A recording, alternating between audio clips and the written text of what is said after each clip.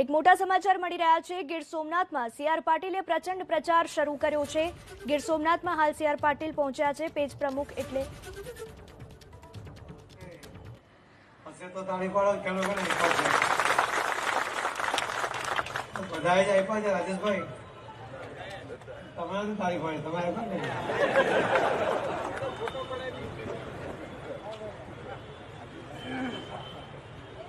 આખા વિશ્વમાં રેકોર્ડ છે કે રામનાનું મંદિર નિર્માણ થાય।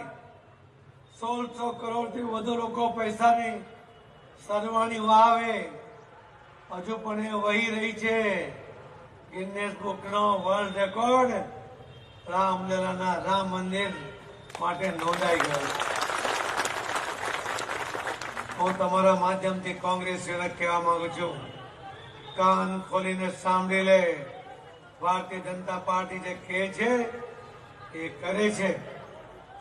રામ મંદિર નિર્માણની વાત કરી હતી, એને શરૂ કરાવી। રામ મંદિરની તારીખ પણ બતાવવાની તાકાત હવે ભારતીય જનતા પાર્ટીના કાર્યકર્તામાં છે।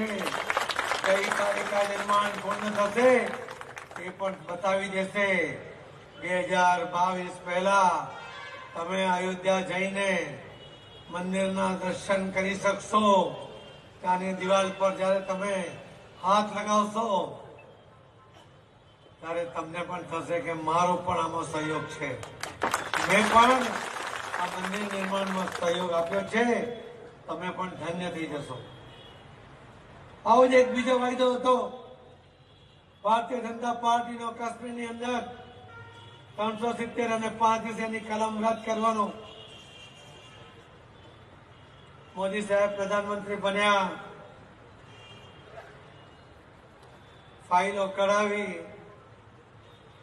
ધૂળ ખંખેરી, કોંગ્રેસીઓને ખબર પડી। લોકસભાની રાજ્યસભાની અંદર કોંગ્રેસીઓએ કહ્યું कि मोदी जी 370 को हाथ मत लगाना, कश्मीर में खून की नदियां बह जाएगी। नरेंद्र मोदी आ गुजराती भाईडो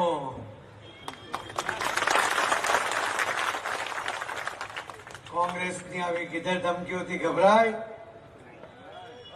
એમણે નિર્ણય કર્યો। આપણા ગૃહમંત્રી શ્રી અમિતભાઈ શાહ સાહેબે રાજ્યસભામાં બિલ મૂક્યું। એક દિવસમાં રાજ્યસભામાં આવીને લોકસભામાં બિલ આવ્યું અને ત્યાં પણ પાસ થઈ ગયું। દેશના લોકો ખુશ હતા, પણ મનમાં ભય હતો કે આ કોંગ્રેસીઓ તોફાનો કરાવશે, ખૂનની નદીઓ વહાવવાની ધમકી આપી છે। પણ નરેન્દ્ર મોદી જે દેશના વડાપ્રધાન હોય, ગૃહમંત્રી અમિતભાઈ શાહ સાહેબ હોય, કોંગ્રેસીઓની તાકાત છે। ખૂનની નદીઓ તો દૂરની વાત છે મિત્રો, બંદૂકની ગોળી પણ નથી ફૂટી તો કાશ્મીરના લોકોએ ફટાકડા ફોડ્યા, નિર્ણયને વધાવ્યો। એમણે કહ્યું કે ખરા અર્થમાં કાશ્મીર આજે આઝાદ થયું છે। નરેન્દ્ર મોદી સાહેબની આયુષ્યમાન યોજના 5 લાખ રૂપિયાની જે સહાય મળે છે, કાશ્મીરના લોકોને મળતી નહોતી, કેમ કે 370 અને 35 કલમ હતી, મળતી થઈ ગઈ। કાશ્મીરના બાળકોને સારી સ્કૂલ અને સારી કોલેજો નહોતી, નિર્માણ કાર્ય શરૂ થઈ ગયું। કાશ્મીરના લોકોને એમના સ્વાસ્થ્ય માટે સારી હોસ્પિટલ નહોતી, નિર્માણ કાર્ય શરૂ થઈ ગયું। કાશ્મીરની દીકરી જો અન્ય કોઈ લગ્ન કરે, એના મા બાપની સંપત્તિમાંથી એનો અધિકાર જતો રહેતો હતો।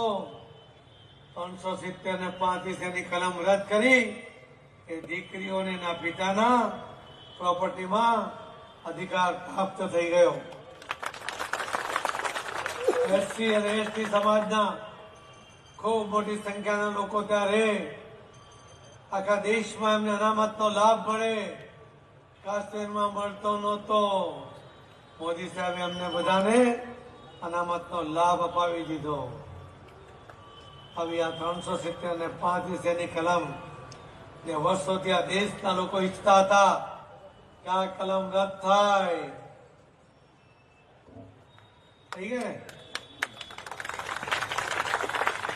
તમે જવાબ આપો ને તો તાળી પાડો, પછી બેમાંથી એક કરો. મિત્રો, નરેન્દ્ર મોદી સાહેબે અખંડ ભારતના રચયિતા સરદાર વલ્લભભાઈ પટેલની એમની પ્રતિભાને અનુરૂપ વિશ્વમાં સૌથી મોટી પ્રતિમાનું નિર્માણ કર્યું. કોંગ્રેસીઓ ત્યારે પણ હસતા હતા. મોદી સાહેબે આ ખેડૂત પુત્ર સરદાર વલ્લભભાઈ પટેલના પ્રતિમાના નિર્માણ માટે આખા દેશમાંથી ખેડૂતો જે સાધનો ખેતરમાં વાપરે છે એનામાંથી લોખંડનો ટુકડો ભેગો કર્યો, એનો સાથ લઈને આ પ્રતિમાનું નિર્માણ કર્યું. જે વિદેશીઓ પહેલા તાજમહલ જોવા આવતા હતા, હવે સરદાર વલ્લભભાઈ પટેલની પ્રતિમા જોવા માટે આવ્યા છે. પણ તમને ખબર નહીં હોય મિત્રો, કોઈ કોંગ્રેસી હજુ સુધી આ પ્રતિમા જોવા ગયા નથી. એમને મેડમનો ડર લાગે છે, એમને પપ્પુનો ડર લાગે છે.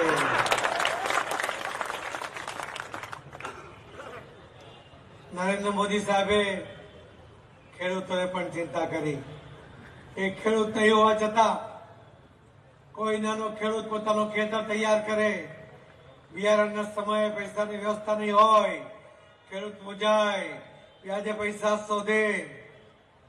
મોદી સાહેબ એના ખાતામાં 2000 રૂપિયા સીધા જમા કર્યા. કોઈ અરજી નહીં, કોઈ અધિકારીને કાલાવાલા નહીં, કોઈ વચેટીઓ નહીં. ખેડૂતનું બિયારણનું કામ થયું. થોડા દિવસ પછી પાક મોટો થયો, ખાતર આપવાની જરૂરિયાત ઉભી થઈ, ફરીથી ખેડૂત મૂંઝાયો. મોદી સાહેબે બીજા 2000 રૂપિયા મોકલી આપ્યા. પાકને ફાયદો થયો. નિંદાણ પણ મજૂરી માટે બીજા પૈસાની જરૂર હતી. ત્રીજી વાર બીજા 2000 રૂપિયા મોદી સાહેબે 6000 રૂપિયા ખેડૂતના ખાતામાં સીધા દર વર્ષે મોકલે છે. અહીંયા પણ ઘણાના ખાતામાં આવ્યા હશે. જેના આવ્યા હોય તે તાળી પાડી દો. આ પૈસા સતત મળે છે. કોંગ્રેસે ક્યારે પણ ખેડૂતોને કોઈ ફાયદો કરાવ્યો નથી.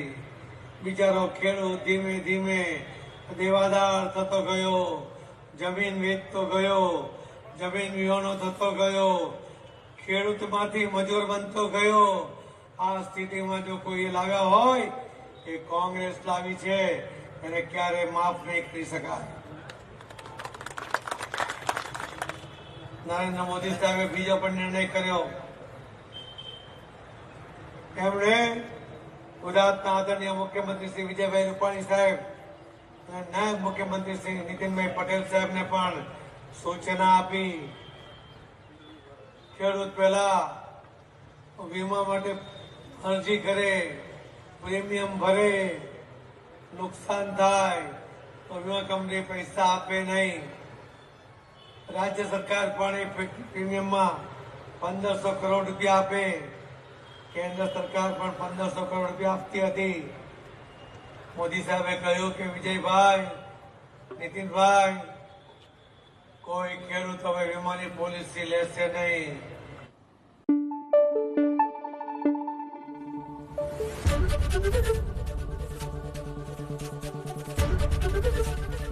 એબીપી અસ્મિતા, ગુજરાતની અસ્મિતા.